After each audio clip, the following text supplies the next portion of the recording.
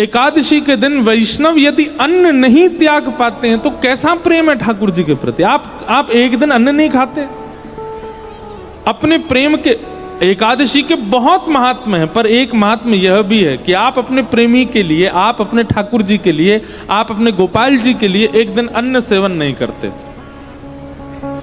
त्याग दिखाते हैं, त्याग करते हैं। और त्याग, एक और बात, मैंने एक शब्द बोला दिखाते हैं, दिखाते नहीं, दिखा करके नहीं करना है, बता करके नहीं करना है, शोर करके नहीं करना। त्याग तो कर दिया जाता, पता भी नहीं चलता सामने वाले को। वो प्रेम का त्याग उचित है। आप सौभाग्य मान करके अन्न मत पाया कीजिए एकादशी के दिन, कोई जबरदस्ती नहीं, आज तो एकादशी खाना ही नहीं है मुझको, मेरे सामने अन्न मत खाना, मन कर जाएगा नहीं तो मेरा, ए रोटी मत खा, चल उधर जाके खा, मुझे दिखाई नहीं देना चाहिए, ऐसी एकादशी नहीं। एकादशी सौभाग्य मान करके करो, चाहे 56 भोग कोई आपके सामने खा रहा हो, नहीं, आज तो हम अपने प्रियतम के लिए व्रत किए हैं, आज चाहे बहुव्यंजन सामने आ जाएं, नहीं पाएंगे। करवा चौथ का व्रत एक पत्नी सौभाग्य मान करके करे तो उसका लाभ है, केवल एक रिचुअल मान करके, एक परंपरा मान करके करे उसका कोई लाभ नहीं। तो एकादशी, उस दिन अन्न में पाप का निवास होता है, इसलिए कृष्ण भक्त वैष्णव एकादशी के दिन अन्न नहीं पाते। अब लेकिन हमारे वृंदावन में जाओ, वहां पर हरिदासी परंपरा, हरिवंशी परंपरा, वहां पर एकादशी व्रत नहीं होता, उनके यहां एकादशी का नियम नहीं है। तो वहां उनकी पद्धति अगर देखोगे तो उस पद्धति में नहीं करना ही उचित है, क्योंकि वहां आचार्यों ने मना किया है।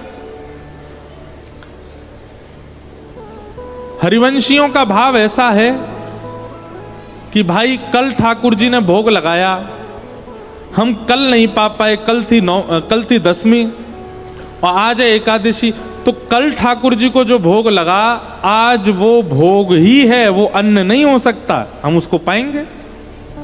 ठाकुर जी को पधराने के बाद कोई अन्न नहीं है, सब प्रसाद है, प्रिया प्रियतम का अधरामृत है, हम तो पाएंगे। तो इसलिए उस परंपरा में एकादशी ना करने का नियम है, वह उस परंपरा के अनुसार उचित है।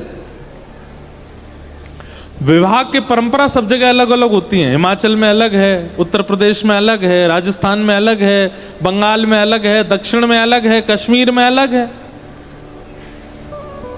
परंपरा पद्धति अलग हो सकती है, पर है तो विवाह।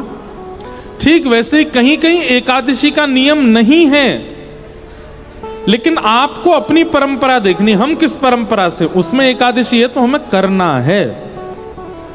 कई स्कूल होते हैं वहां पे यूनिफॉर्म होती है, कई स्कूल होते हैं वहां यूनिफॉर्म नहीं होती, बच्चे घर के कपड़ों में आते हैं। तो सब स्कूलों का अपना अपना नियम है, पढ़ाई तो हो रही है ना, ठीक उसी प्रकार एकादशी करना एक वैदिक नियम है। लेकिन अगर आप किसी परंपरा से हैं, जैसे कि हरिदास परंपरा से, जैसे कि हरिवंश परंपरा से, तो उस परंपरा में अगर आप व्रत नहीं करते हो तो कोई दिक्कत नहीं है। आज तो बहुत ही हल्ला कर रहे हैं पीछे वाले, कोई उनको कह दो भैया ने शांति हो जाए तो हम धीमे धीमे कथा सुना दें, हमको बहुत शांति प्रिय लगे तो फिर और अच्छे भाव आते हैं। कोई पीछे वाले हो तो कह देना, और कोई बोल रहा हो तो आप अगल बगल में कह दो भैया ने शांत है जाओ, ऊपर वाले भी पीछे जा जाके बोल रहे हो भैया शांति से बैठो सब। तो अब जैसे जगन्नाथपुरी में भी एकादशी नहीं होती, वहां एकादशी का भाव अलग है। जगन्नाथपुरी में एकादशी क्यों नहीं होती सुनो। जगन्नाथपुरी में अगर आप होटल में खा रहे हो, जगन्नाथपुरी में बाहर रेस्टोरेंट में खा रहे हो एकादशी के दिन, तो पाप लगेगा आपको। लेकिन जगन्नाथपुरी में अगर एकादशी वाले दिन मंदिर का महाप्रसाद अगर आप पा रहे हो तो कोई दोष नहीं है। क्यों?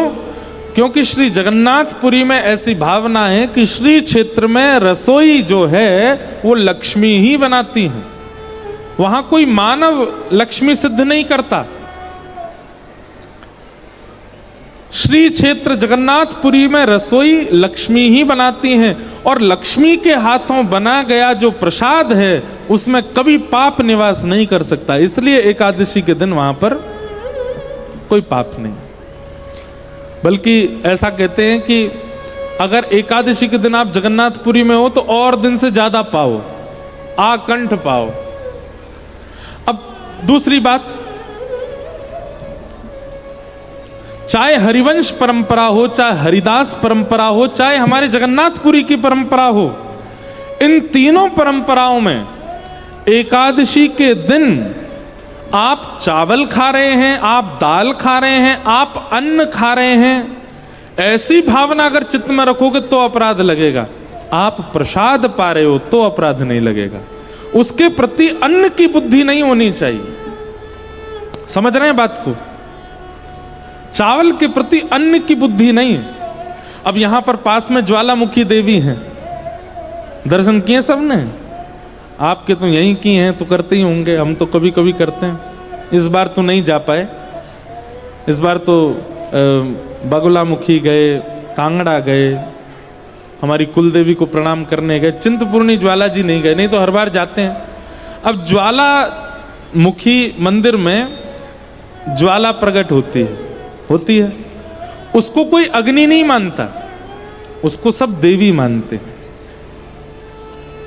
और सब ऐसे स्पर्श करते हैं, थोड़ी थोड़ी ज्वाला जो जहां से लौ उठ रही होती वहां से स्पर्श करके माथे से लगाते हैं, ये भाव रखते हैं कि ये देवी ही हैं। अगर व्यवहार दृष्टि से देखोगे तो अग्नि है, लेकिन भाव दृष्टि से देखोगे तो देवी है। ठीक वैसे ही एकादशी के दिन अगर आप जगन्नाथपुरी में हो और आपने व्यवहार दृष्टि से देखा, थोड़े भैया चावल दे दो, थोड़ी दाल दे दो, तो अपराध लगेगा आपको। महाप्रसाद ठाकुर जी का अधरामृत है, इस भाव से पाओगे तो आपको अपराध नहीं लगेगा। उसके प्रति धातु बुद्धि नहीं रखनी है, उसके प्रति व्यंजन बुद्धि नहीं रखनी है, उसके प्रति अन्न बुद्धि नहीं रखनी है, प्रसाद बुद्धि रखो, नहीं लगेगा। एकादशी करनी चाहिए, लेकिन जगन्नाथपुरी में हो तो कोई बात नहीं, हरिदास और हरिवंश परंपरा में हो तो कोई बात नहीं, अन्य किसी परंपरा में हो तो आपको एकादशी करनी ही चाहिए। वैष्णव की 3 निष्ठा होती हैं, तुलसी निष्ठा, नाम निष्ठा और एकादशी निष्ठा। हमारे नामदेव जी महाराज महाराष्ट्र में हुए, इतनी सुंदर कथा है उनकी। एकादशी व्रत नहीं छोड़ते थे, और उनका नियम ऐसा था कि वो खुद तो एकादशी करते थे, घूम घूम के देखते और थे कौन अन्न खा रहा है। अगर उनको कोई अन्न खाता हुआ दिख जाता था तो उसके हाथ पांव पकड़ लेते थे, हाथ जोड़ते, सौगंध दे देते, अन्न नहीं खाओगे। अरे भाई तुम्हारी एकादशी तुम ही कर लो, हमसे क्यों करवा रहे हो? नहीं नहीं नहीं नहीं, मेरी एकादशी का यही नियम है कि मैं खुद भी नहीं खाऊंगा, किसी को भी नहीं खाने दूंगा। ऐसे श्री नामदेव जी, एक दिन भगवान बोले नामदेव की हम परीक्षा लेते हैं, और एक दिन इनसे ब्राह्मण का रूप धारण करके भगवान पहुंच गए नामदेव जी के पास। एकादशी का दिन नामदेव जी के द्वार पर आकर के भगवान दीनहीन से ब्राह्मण बने, और महाराज धड़ाम से आकर के गिरे, अरे कोई भोजन करा दो, मैं भूखा प्यासा ब्राह्मण, मैं भूखा प्यासा साधु, 10 दिन से 15 दिन से भूखा हूं, मेरे प्राण निकल रहे हैं, कोई भोजन करा दो, कोई रोटी खिला दो, कोई अन्न पवा दो। नामदेव जी महाराज दौड़े दौड़े आए, आकर के उनको उठाया, अपने घर में ले गए। बोले महात्मा आप कहाँ से चले? बोले हम बहुत दूर से चले आ रहे हैं, भैया कुछ पवा दो, भूख लग रही है, बहुत दिन से कुछ पाया नहीं हमने। पत्नी से बोले जल्दी फल लेकर के आओ, महाराज जी को भूख लगी है। नहीं नहीं फल नहीं खाने बेटा, रोटी दाल चावल सब्जी खवाओ, भूख लगी है बहुत जोर की, हम इतने दिन से भूखे। नामदेव जी बोले आज एकादशी है, आज अन्न चावल रोटी नहीं खा सकते। अरे भैया तुम्हारे आगे मेरे प्राण निकल रहे हैं, तुम मुझे क्यों दिला रहे हो याद कि आज एकादशी? अरे एकादशी तुम कर लो ना, मुझे तो खिला दो। नहीं नहीं नहीं महाराज, आज एकादशी आप केला खाइए, आप सेब खा लीजिए, दूध पी लीजिए, आज एकादशी है, अन्न नहीं बनेगा हमारे यहाँ। सामने पड़ोसी खड़े हो गए, वो बोले ए महाराज जी आप एक काम करो, हमारे घर आ जाओ, हम आपको रोटी बना के पवा देते हैं, नामदेव तो सबके पीछे पड़ा रहता है, आप आइए हम खवाएंगे आपको। नामदेव जी ने अपने घर की किवाड़ लगा दी, बोले जाने भी नहीं दूंगा कहीं, मेरे यहाँ आए हैं तो यहीं रहना पड़ेगा आपको।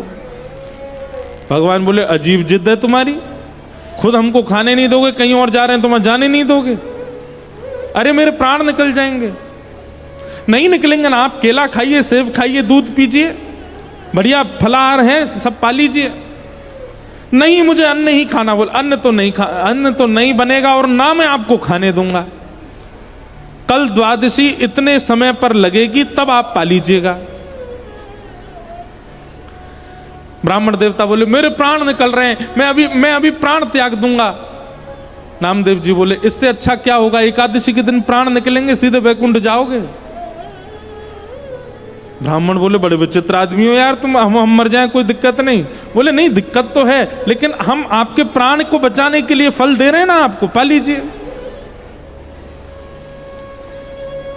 भगवान पड़े गए चक्कर में।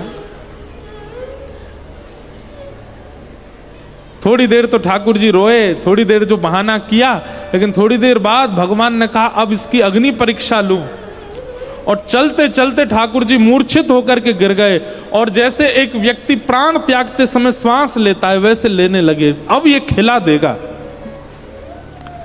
लेकिन नामदेव जी हाथ जोड़ करके नाम संकीर्तन करते रहे।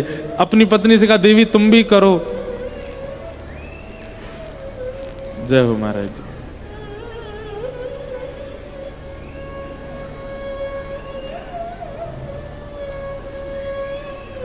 तुम भी करो, विराज जाओ महाराज जी। नाम संकीर्तन करने लगे, सब अड़ोसी पड़ोसी चिल्लाने लगे अरे नामा तेरे यहां आज संत प्राण त्याग देंगे, अरे कम से कम कुछ खिला दे। इतनी बड़ी एकादशी हो गई कि कोई व्यक्ति प्राण त्याग रहा है तो उसके सामने एकादशी को श्रेष्ठ मानता है। नामदेव जी ने किसी की नहीं सुनी, फल रख दिए, दूध रख दिया आगे, और ठाकुर जी एक ब्राह्मण के रूप में ऐसे गुर गुर आवाज उनके कंठ से आने लगी जैसे प्राण त्याग रहे हैं, और नामदेव जी संकीर्तन करने लगे, और देखते ही देखते प्राण चले गए। जैसे ही प्राण गए नामदेव जी महाराज रोने लगे, और रोते हुए बोले देवी आज हमारी एक निष्ठा की वजह से, हमारे एक नियम की वजह से एक संत के प्राण गए हैं, अब इनका अग्नि संस्कार हम करेंगे, और अग्नि में हम परिवार सहित सती हो जाएंगे। जैसे एक सती नारी हो जाती है वैसे हम भी पूरा परिवार इनके साथ ही प्रस्थान कर जाएंगे। और चिता जला करके उन ब्राह्मण देवता का शरीर रखा, उसी पर नामदेव जी बैठ गए, पत्नी को भी बैठा लिया, पूरे बच्चों सहित बैठ गए। जैसे ही चिता में अग्नि लगाई, ब्राह्मण के रूप में साक्षात शंख चक्र गदा पद्मधारी श्रीमन नारायण प्रकट हो गए। चिता में से नामदेव जी को खींच करके हृदय से लगा लिया। अरे मेरे नामा मान गए भैया, तुम्हारी निष्ठा को मान गए हम, जय हो। और श्री नामदेव जी की एकादशी निष्ठा की स्वयं ठाकुर जी ने परीक्षा ली, और धन धन्य कह करके ठाकुर जी प्रस्थान कर गए। वैष्णव की 3 निष्ठा हैं, एकादशी, नाम निष्ठा, एकादशी निष्ठा और तुलसी निष्ठा। इन 3 निष्ठाओं का पालन करे वैष्णव। एकादशी व्रत का महत्व बताया गया, आगे रास पंचाध्याय प्रारंभ होता है कि भगवान पिता रात्रि शरदोत्फुल्ल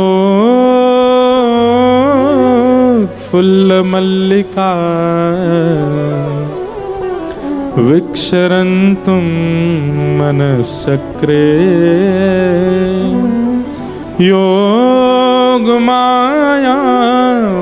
योगमायामुपाश्रिता।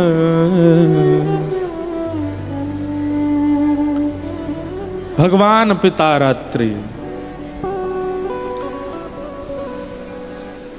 रास,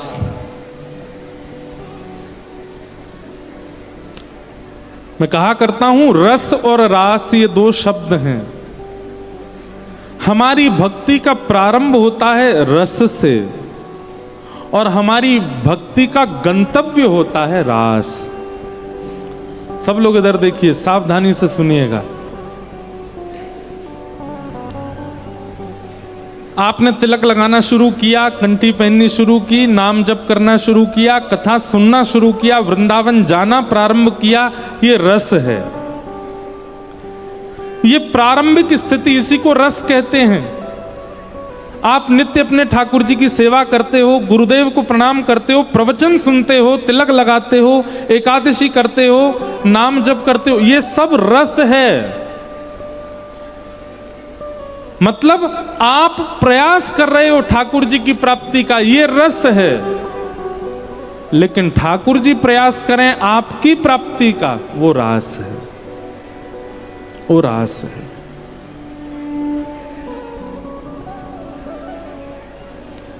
आप अपने गुरुदेव से कहते हैं कि गुरुजी हमारे घर आइए, ये रस है। लेकिन किसी दिन अचानक गुरुजी आ ही जाएं बिना बताए, घर के दरवाजे की बेल डोर बजी और सामने गुरुदेव खड़े हैं, ये रास है।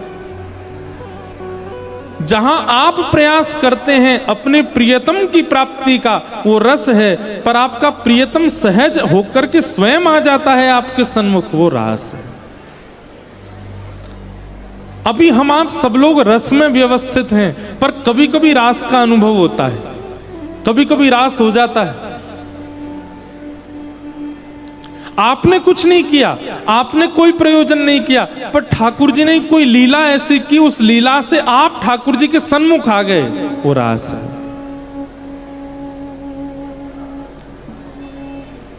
अगर आपको रास का अनुभव नहीं होता है, हमारी बात पता नहीं आप लोग समझें कि नहीं कि रास कहते किसको है। रास का अनुभव अगर आपको नहीं हुआ है तो इसका मतलब आप रस में कोई कमी कर रहे हो।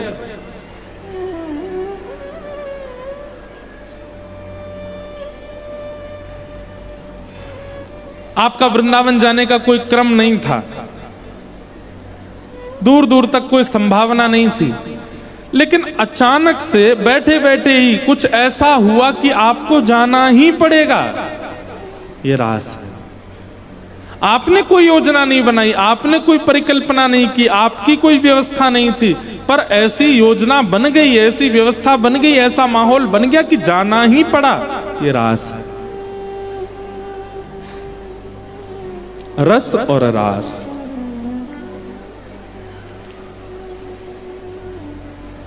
ये दो बातें। तो रस से प्रारंभ होता है, रास तक की स्थिति को भक्ति का गंतव्य कहते हैं।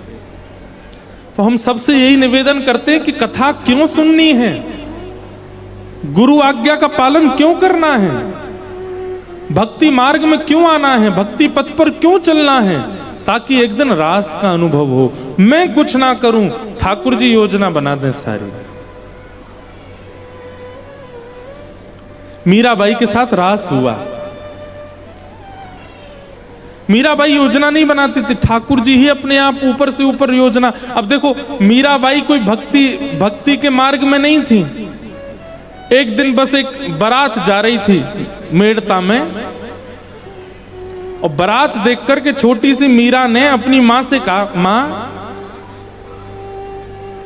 ये कौन है, ये इतने सारे लोग नाच क्यों रहे हैं, और ये पीछे घोड़े पर बैठ करके ये कौन जा रहा है। तब मां ने बताया, बोली ये बारात है, और ये दूल्हा पे जो ये घोड़ी पर जो बैठा है ये दूल्हा है, ये एक कन्या से विवाह करने जा रहा है, और विवाह करके फिर हमेशा के लिए कन्या को अपने घर ले जाएगा। मीरा बोली, विवाह कन्या का होता है। मीरा की मां बोली, हाँ कन्या का होता है, मैं भी तो कन्या हूं, मेरा भी ब्याह होगा। बोला, हाँ तेरा भी ब्याह होगा। अब तो मीरा इतनी सोच में चली गई, मेरा दुल्हा कौन होगा, मेरे दुल्हा कौन है, मेरे लिए बारात लेकर के ऐसे दुल्हा बन करके सेहरा पहन करके घोड़ी पर बैठ के कौन आएगा। माँ कहने लगी, अभी कोई उम्र है तेरी पूछने की, चल मीरा अपने काम कर। नहीं, अब तो बालक की भांति पीछे पड़ गई, बताओ ना मेरे दुल्हा कौन है, मेरे दुल्हा कौन है, मेरे बींद कौन है, मेरी बारात लेके कौन आएगा, मुझे लेकर के कौन जाएगा, सेहरा पहन के कौन आएगा। उठते बैठते चलते फिरते सोते हर समय मीरा यही पूछती रहती, मेरे दुल्हा कौन है, मेरे दुल्हा कौन है। छोटी सी मीरा। जैसे कभी कभी माता पिता परेशान हो जाते हैं तो बच्चे से कंटक छुड़ाने के लिए कुछ कह देते हैं, ऐसे ही मीरा की मां ने बोल दिया। ये बैठे हैं मुरली हाथ में लेकर के, मोर पिछ लगा करके तेरे कक्ष में जो बैठे हैं गिरधर, यही है तेरे बींद, यही है तेरे प्रियतम, यही है तेरे दुल्हा, यही लेके आएंगे बारात। ये रास हुआ। मीरा ने कुछ नहीं किया, ठाकुर जी ने ही मीराबाई की मां के मुख से स्वयं उच्चारण करवा दिया कि ये तेरे प्रियतम हैं। और मीराबाई एक बाल बुद्धि, एक छोटी बालिका, विश्वास कर लिया मां की बात पर। अब तो उसकी दृष्टि बदल गई। अब वो जब जब देखती हैं तब ठाकुर जी से कहती हैं, जब आप आओगे तो ऐसा वाला सेहरा पहन के आना, जब आप आओगे ऐसी घोड़ी पर बैठ के आना। मैंने सुना है आपके मित्र हैं महादेव, उनको भी ले आना बारात में। मैंने सुना है ब्रह्मा जी भी आपके मित्र, उनको भी लेके आना। सुनो, ऐसी बात करती है एकांत में। इंद्रादि देवताओं को भी संग लेकर के आना, हमारे पिताजी राजा हैं, बहुत अच्छी व्यवस्था करेंगे सबकी। अपने अपने चित्त से ठाकुर जी को प्रियतम मान लिया। ये रास हुआ मीरा के साथ।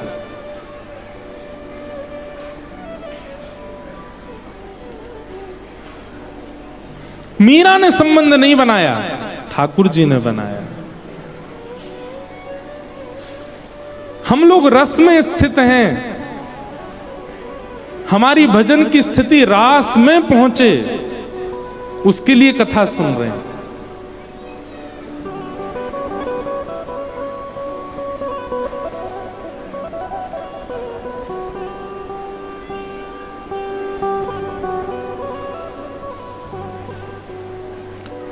कितने भक्तों के साथ रास किया ठाकुर जी ने। रास का मतलब नृत्य नहीं होता। हमारे दक्षिण में तिरुपति बालाजी है, नाम सुना है? तिरुपति बालाजी। तो तिरुपति बालाजी दर्शन करने के लिए एक आचार्य चरण दर्शन करने गए। जेठ के महीना में गए, बहुत गर्मी, और गर्मी में भी पहाड़ जो होते हैं वो और ज्यादा तपते हैं। पहाड़ पर हैं तिरुपति बालाजी, नारायण भगवान का मंदिर है। तो उन्होंने जाकर के देखा कि इतनी गर्मी और इतना ताप से वो पूरा पहाड़ गर्म हो रहा था। उनके मन में भाव आया कि अगर श्री वेंकटेश भगवान तिरुपति बालाजी के मंदिर के बाहर एक सरोवर हो और उस सरोवर में जल भर दिया जाए तो इतने ताप में श्री ठाकुर जी को सरोवर के जल से थोड़ी थोड़ी शीतलता का अनुभव होता रहेगा। कभी कभी ठाकुर जी नौका विहार करने, जल क्रीड़ा करने बाहर आ जाएंगे। अब आचार्य चरण, उस समय इतने लोग तो थे नहीं, स्वयं गए और जाकर के फावड़ा उठा करके एक स्थान को खोदने लगे। उनके साथ में उनकी पत्नी थी। पत्नी सगर्भा थी, गर्भ में बालक। पत्नी को कहते, देखो देवी तुम्हारे गर्भ में संतान है, पर हमको ये सेवा ठाकुर जी की करनी है। मिट्टी निकालते और एक परात में भरते, पत्नी के सिर पर रखते, बोले धीरे धीरे जाओ, दूर वहां फेंक करके आना।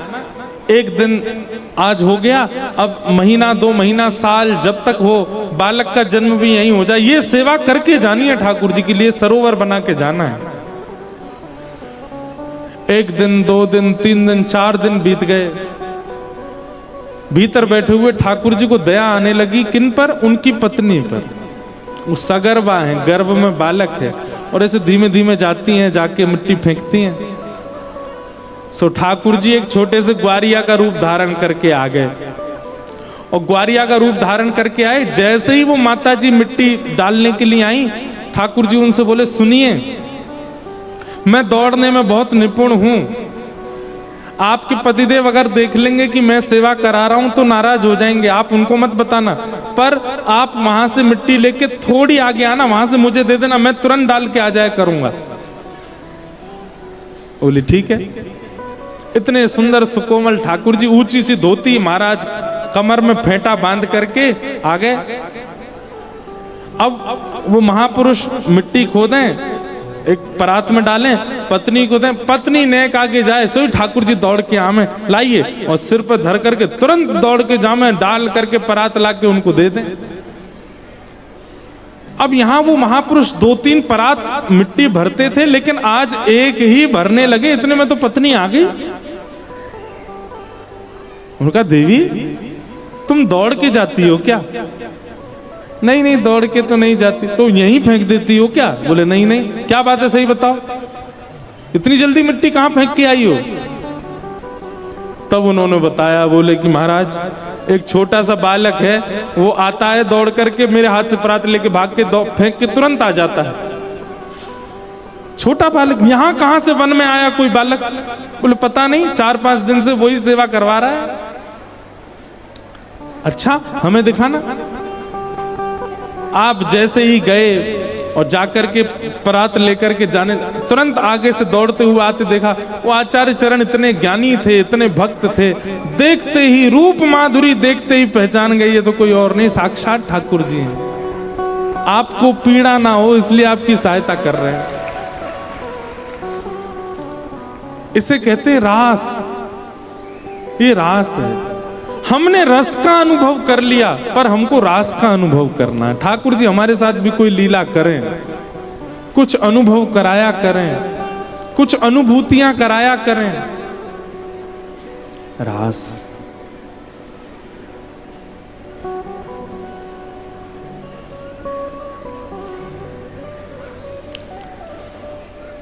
तो रस तो है, पर रास भी हो।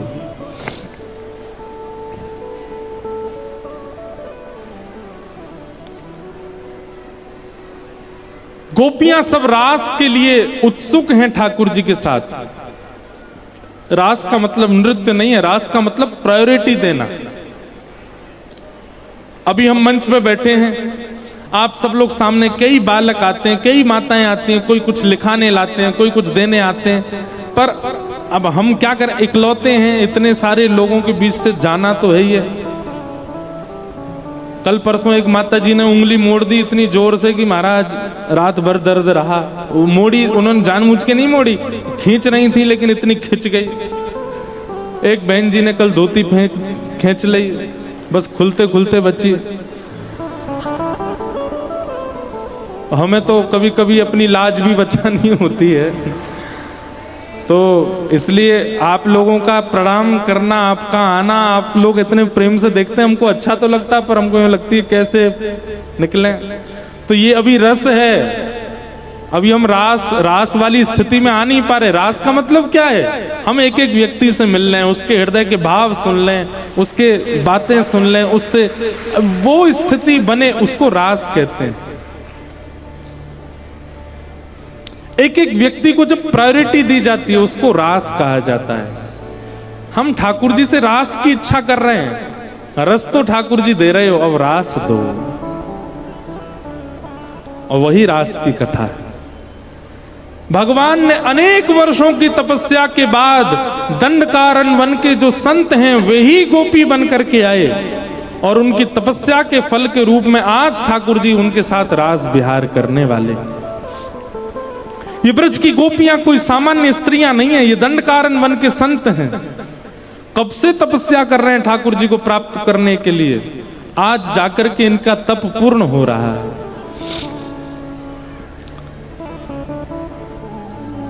भगवान ने पहले ही कह दिया था, शरद पूर्णिमा की रात्रि को हम रास विहार करेंगे। एक बात बताएं, शरद पूर्णिमा ही क्यों चुनी ठाकुर जी ने? इधर देखो, इधर देखो, इधर देखो, शरद पूर्णिमा ही क्यों चुनी? क्योंकि पुष्प वाटिका में राम जी ने जो सीता जी का प्रथम दर्शन किया था, उस दिन शरद पूर्णिमा ही थी। और प्रथम दर्शन श्री जानकी जी का जिस दिन हुआ, उसी दिवस को कृष्णावतार में पुनः याद करने के लिए, उसी दिवस को पुनः स्मरण करने के लिए, उस दिवस को पूरे संसार को प्रेम दिवस के रूप में प्रदान करने के लिए ठाकुर जी ने रास विहार किया। हमारी सीता जी से पहला मिलन राम जी का शरद पूर्णिमा को ही हुआ था, जब वशिष्ठ जी के साथ में दोनों राम लक्ष्मण गए थे जनकपुर और पुष्प वाटिका में भ्रमण कर रहे थे। उस दिन शरद पूर्णिमा ही थी। इसीलिए ठाकुर जी ने कृष्णावतार में गोपियों के, अच्छा उसमें देखो एक भाव आता है, रामावतार में ठाकुर जी एक पत्नी व्रती हैं। राम जी के रूप को देख करके सीता जी और सीता जी के संग आई हुई जितनी भी सखियां थीं, वास्तव में तो सबने ही राम जी को पति रूप में देख लिया था वहीं पर ही। राम जी तो सब जानते हैं, राम जी ने जैसे ही देखा बोले अरे राम राम राम जी क्या होगा, हम मर्यादा पुरुषोत्तम हैं, ये तो सब हमको पति रूप में देख रही हैं। तब राम जी ने मनी मन सभी सखियों के चित्त में ये आदेश किया, आप चिंता ना करें, अभी तो हम मर्यादा पुरुषोत्तम हैं, हम केवल जानकी जी का वर्ण करेंगे, पर द्वापर में हम लीला पुरुषोत्तम बन करके आएंगे।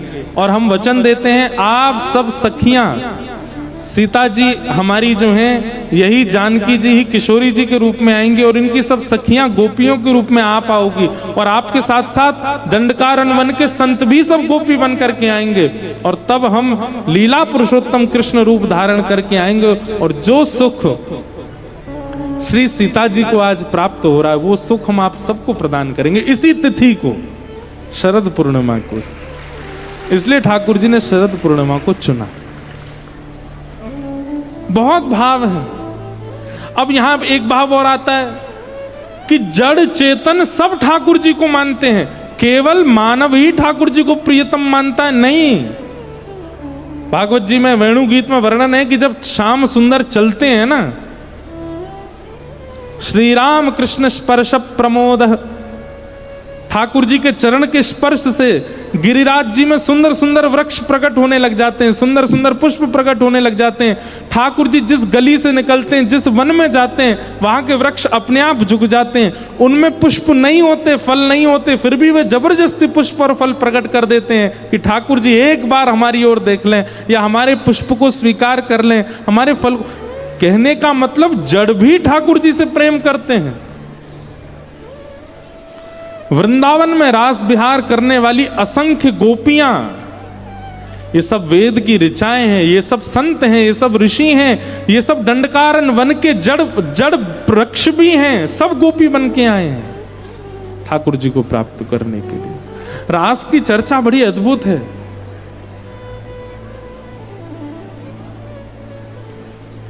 भगवान ने सब गोपियों को आश्वासन दिया कि हम शरद पूर्णिमा को रास करेंगे, और आज जैसे ही पूर्णिमा का चंद्रमा प्रकट हुआ आकाश में, और आज पूर्णिमा ही है, पूर्णिमा है ना, आज पूर्णिमा है, ले अपने आप ही आ गई पूर्णिमा। पर आप सब गोपियों की नहीं, जे नहीं पता पूर्णिमा तो है आज। जैसे ही चंद्रमा प्रकट हुए सब गोपियां व्याकुल हो गईं।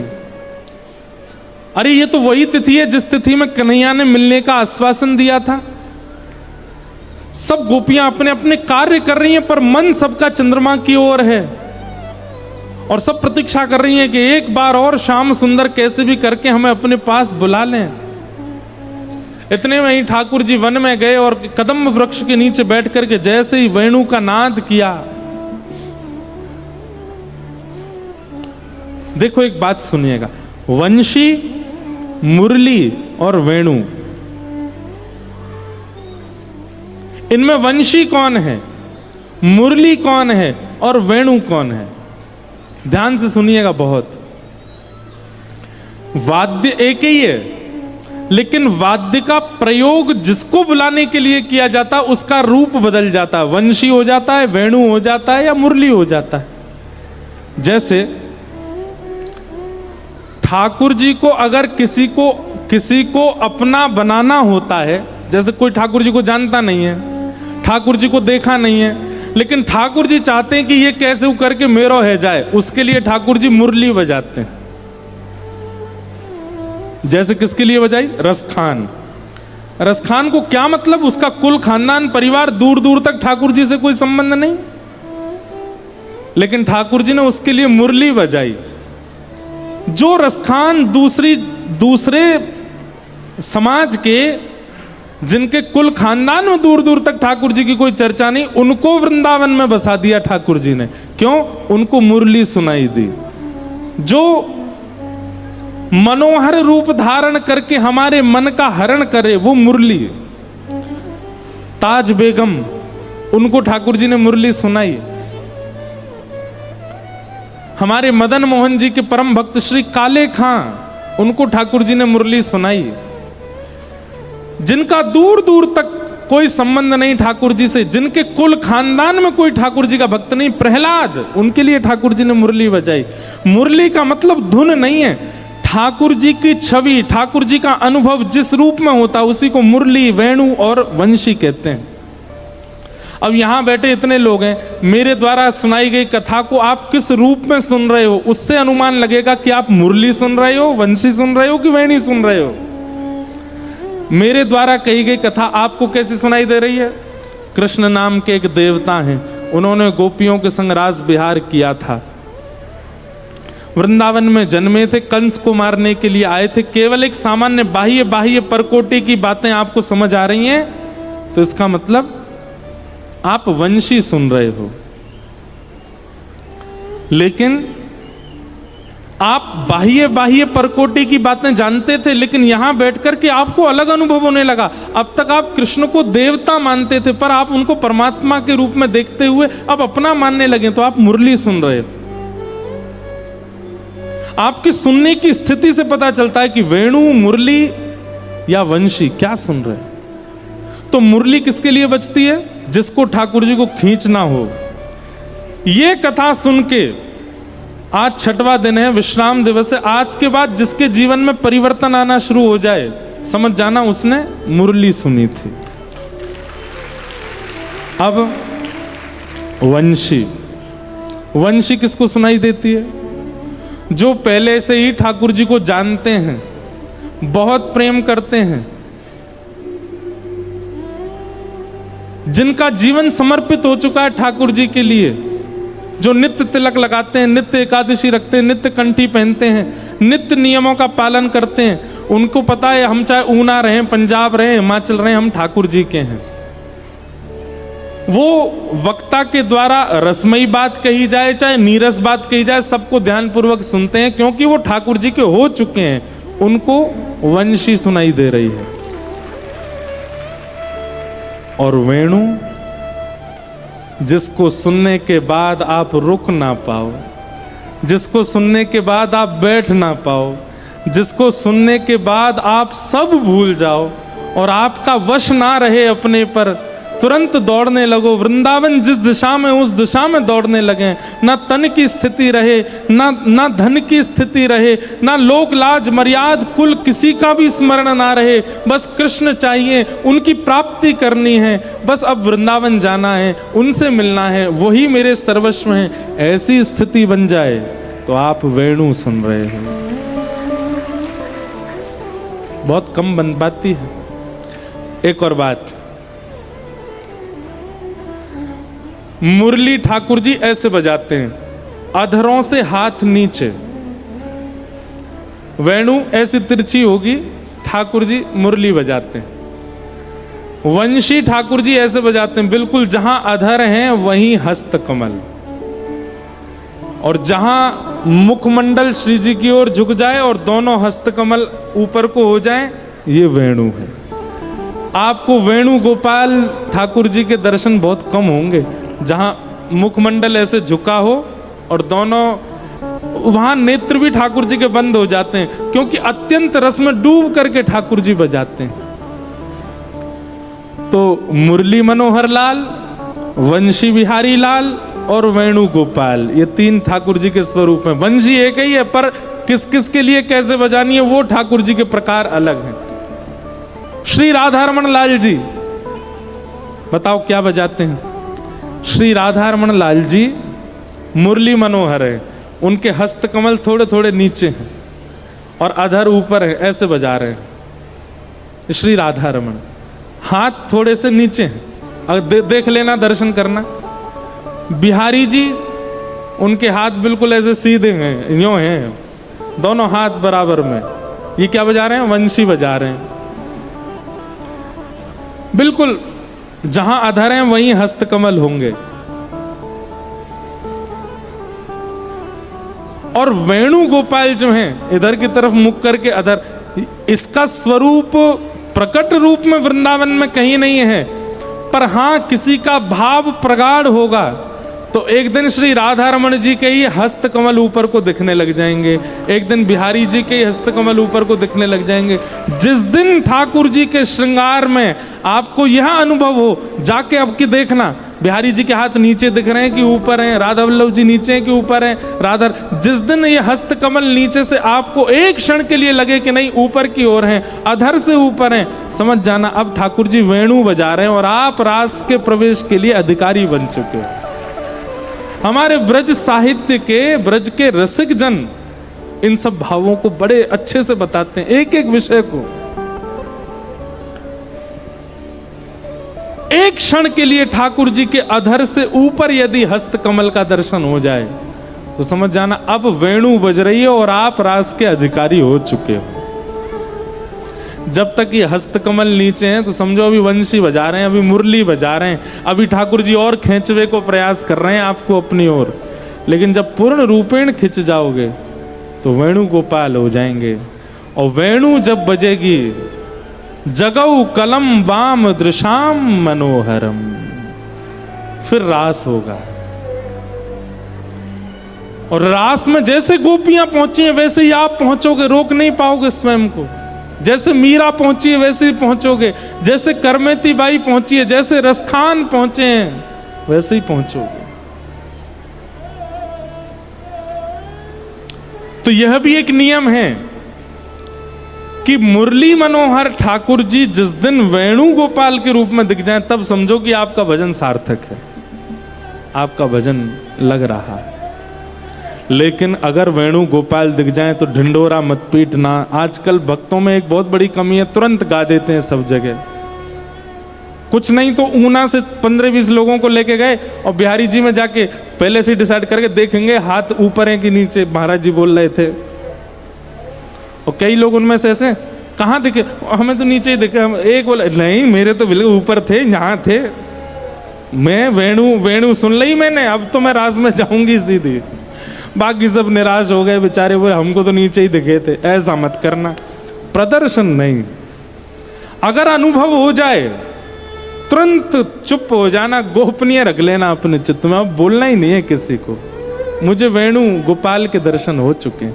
वेणु गोपाल मतलब रास बिहारी, और रास बिहारी ठाकुर जी के दर्शन गोपी को ही होंगे, सबको नहीं।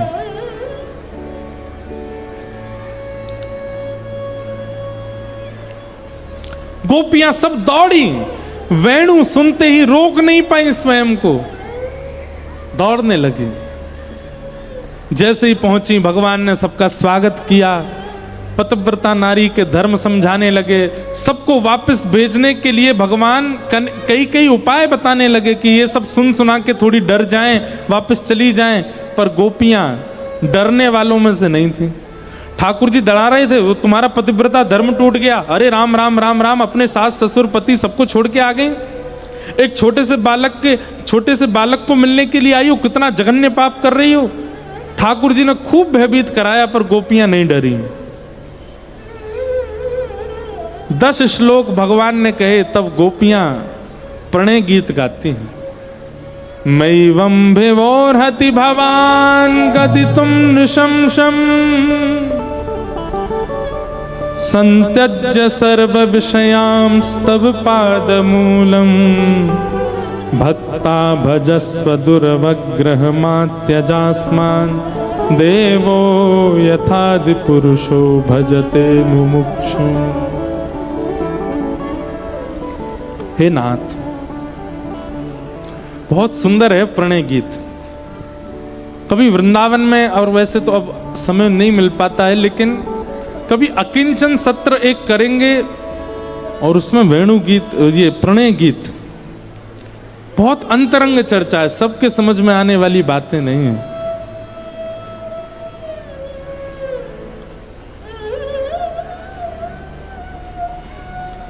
कियत पत्य पत्य सुहृदामनुवृत्तिरंग स्त्रीणां स्वधर्म इति धर्म विदात्वयोक्तम् अस्त्वेव मे तदुपदेश पदे त्वयीशो प्रेष्ठो भवांस्तनुभृतां किले बंधुरात्मा। गोपियां कहती हैं, बोले नाथ आपने बहुत सुंदर प्रवचन किया स्त्री धर्म का, पर आपके द्वारा स्त्री धर्म का प्रवचन सुनकर के हमको ऐसा लगा कि कहीं आपको ऐसा लगता है कि हम स्त्री धर्म जानती नहीं है। बताई तो उसको जाती है बात जो ना जानता हो। कहीं आप ऐसा तो नहीं सोच रहे कि कहीं हम पतिव्रता नारी नहीं है, हम अपने पतियों को छोड़ के पर पुरुष के पास चली आई हैं, तो कहीं आप हमको व्यभिचारिणी तो नहीं समझ रहे हो?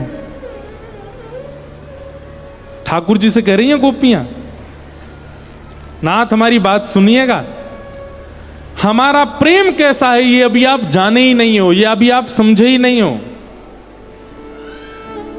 हमारा प्रेम ऐसा है, हम आपसे मिलना नहीं चाहती, हम आपको देखना नहीं चाहती, आपका स्पर्श नहीं चाहती, आपसे बातें नहीं चाहती, आपसे कुछ भी नहीं चाहती हैं। हमारी प्रेम में कोई चाह नहीं है। संसार के प्रेम में मिलन की चाह होती है, सुनने की चाह होती है, देखने की चाह होती है, बहुत कुछ की चाह होती है। हमारा बिल्कुल प्रेम ऐसा नहीं है।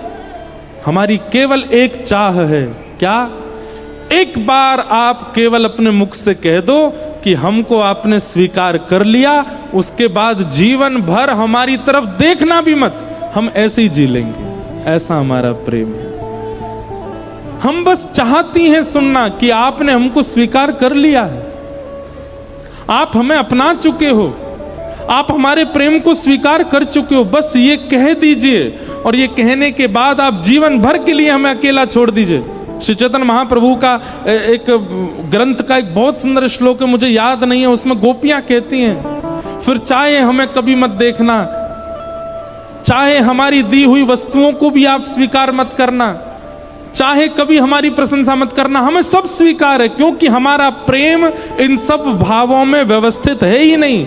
हमारा तो प्रेम केवल इतना है, ये सुनने आई है आपसे कि आपने हमको स्वीकार कर लिया, बता दीजिए, हम चली जाएंगी लौट करके, फिर कभी नहीं आएंगे।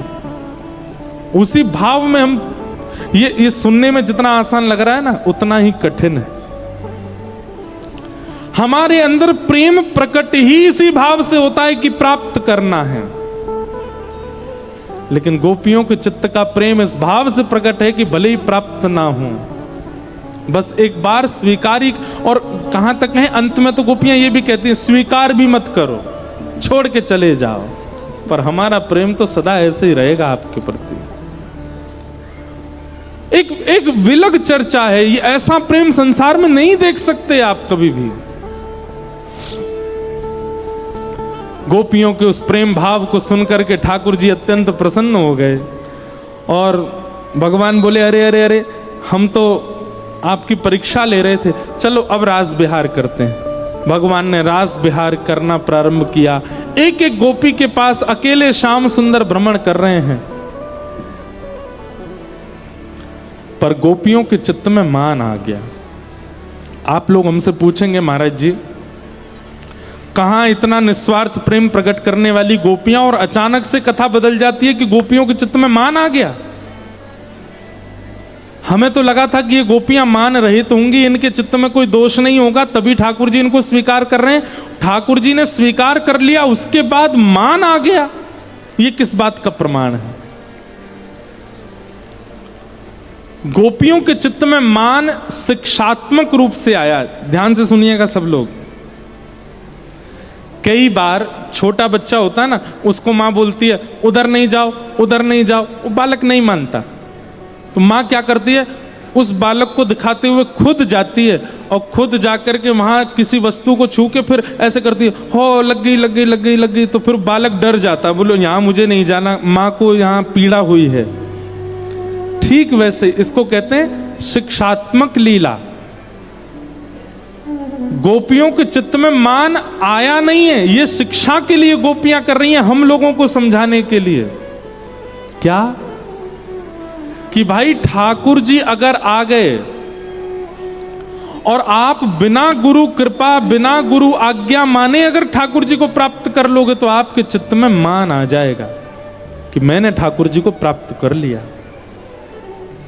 इसलिए गुरु आज्ञा, गुरु शिक्षा, गुरु निर्देशों का पालन करते ही जाइएगा ठाकुर जी के पास। गोपियां बोली हम बिना गुरु आज्ञा, बिना गुरु निर्देश, बिना गुरु इच्छा की हम चली आई हैं, इसलिए हमें मान आया। ये गोपियों को नहीं आया है, हमको शिक्षा देने के लिए आया है। आप मत जाना। अब यहां गुरु दीक्षा लेने की भी बात कह दूं तो कोई अतिशयोक्ति नहीं, पर गुरु दीक्षा से ज्यादा गुरु दिशा, गुरु आज्ञा मान के, गुरु दिशा लेकर, गुरु की कृपा मान करके तब ठाकुर जी के सानिध्य में जाओगे तो मान नहीं आएगा। नहीं तो आजकल सोशल मीडिया पे लोग अपने घर के ठाकुर जी के मुंह में चम्मच लगा देते हैं दूध की और वीडियो बना, देखो हमारे ठाकुर जी गोपाल जी दूध पी गए, दूध पी गए। मान आ जाता है, हमारे ठाकुर जी तो ऐसे दूध पी लेते हैं। ये मान क्यों आता है भक्ति में? बिना गुरु निर्देशन, बिना गुरु शिक्षा के अगर जाओगे तो मान आएगा। ये गोपियां शिक्षा दे रही हैं हमको। ठाकुर जी जैसे अंतर ध्यान हुए, मान आ गया गोपियों को, ठाकुर जी अंतर ध्यान हो गए, तब गोपियों ने कहा अब गुरु शरण जाओ। और गुरु कौन है? श्री किशोरी जी। तब किशोरी जी की शरण में सब गोपियां गईं।